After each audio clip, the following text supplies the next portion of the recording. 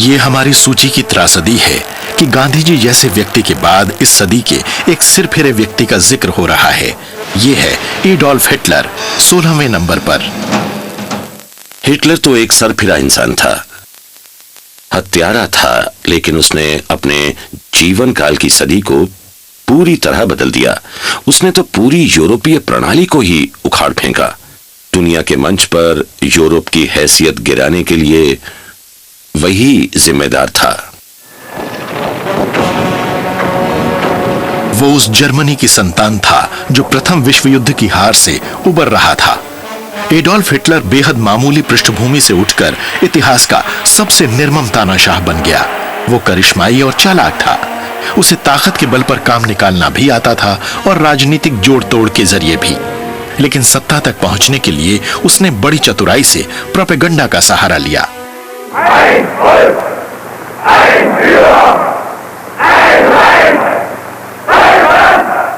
ज्यादातर जर्मन तो उसकी मौजूदगी को लेकर ही शर्मिंदा हैं। उन्हें इस बात का कोई जवाब नहीं सूझता कि ये कैसे मुमकिन हुआ कि सारी जिंदगी बेरोजगार रहा एक ऑस्ट्रियाई नागरिक जर्मनी का निरंकुश तानाशाह बन बैठा।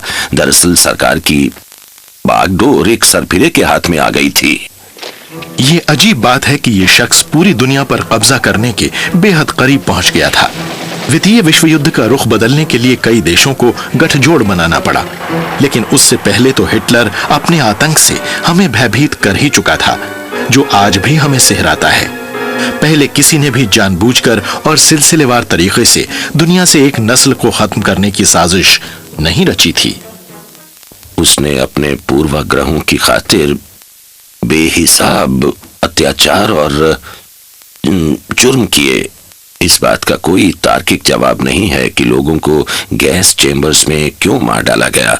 कोई नहीं जानता कि वो यहूदियों से इतनी नफरत क्यों करता था। इस बात में कोई शक नहीं है और मैं इसे बिल्कुल साफ साफ कहता हूं कि पिछले मिलेनियम का सबसे असरदार शख्स ही इस सदी का सबसे बुरा आदमी था।